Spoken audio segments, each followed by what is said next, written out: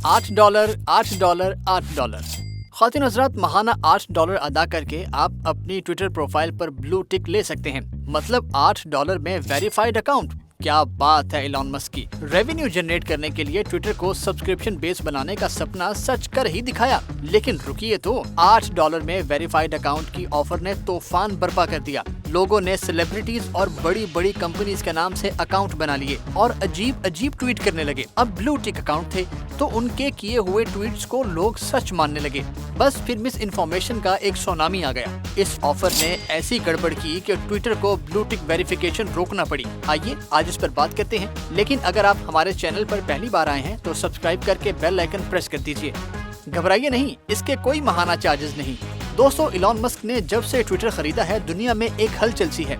ये तो हम जानते हैं कि Elon Musk freedom of speech को बहुत सपोर्ट करते हैं और इसीलिए उन्होंने कहा था कि ट्विटर एक ओपन सोर्स प्लेटफॉर्म होगा, जो चाहे जिस बारे में चाहे बात करे। तो इलॉन मस्क ने ऐलान कर दिया कि अब ब्लू टिक की माहाना फीस $8 होगी और जो भी चाहे अपने अकाउंट पर ब्लू टिक ले ले।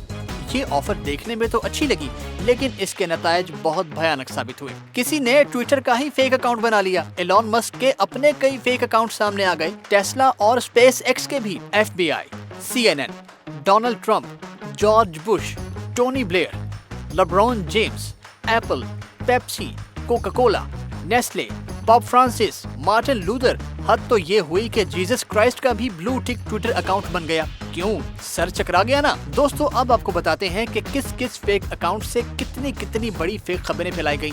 इलॉन मस्क के फेक अकाउंट से ट्वीट हुआ कि ट्विटर पर कॉमेडी लीगल है। स्पेस एक्स के फेक अकाउंट से ट्वीट हुआ कि वो अपने सारे मिशंस को सीज कर रहे हैं। इस ट्वीट से तो टेक वर्ल्ड में खलबली मच गई। टेस्ला के अकाउंट से ट्वीट हुआ कि कंपनी यूक्रेन की मदद के लिए 10,000 गाड़ियां भेज रही है। फार्मास्यूटिकल जायंट एलाई लिली के ब्लू टिक अकाउंट से एक ट्वीट हुआ कि इंसुलिन फ्री कर दी गई है। डायबिटीज के मरीजों में तो खुशी की लहर दौड़ गई, लेकिन ये खबर भी फेक थी और अकाउंट भी फेक। जवाब में एलाई लिली के ऑफिशियल अकाउंट से इस ट्वीट की तरदीद की गई और माफी भी मांगी गई। इस शरारत के बाद एलाई लिली के स्टॉक प्राइसेस एकदम से नीचे आ गए। लेब्रॉन जेम्स के फेक अकाउंट से ट्वीट हुआ कि उन्होंने अपनी बास्केटबॉल टीम लेकर्स को छोड़ दिया है। उनके फैंस के तो दिल टूट गए।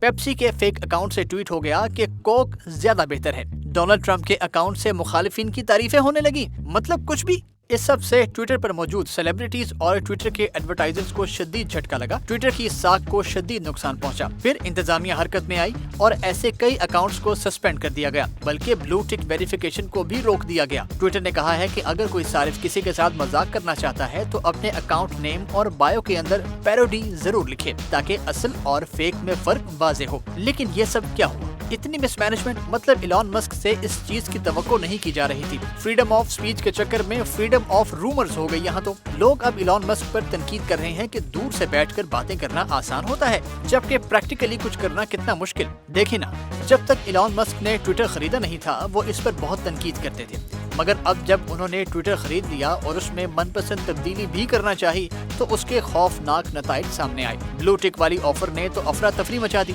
लेकिन अब अगर ट्विटर एवरीथिंग ऐप बन गई तो ना जाने क्या तूफान आएगा। वैसे आप इस बारे में क्या सोचते हैं? हमें कमेंट्स में बताइए। वीडियो को लाइक और शेयर कीजिए। देखते रहिए एक्सप्लेनर उर्दू।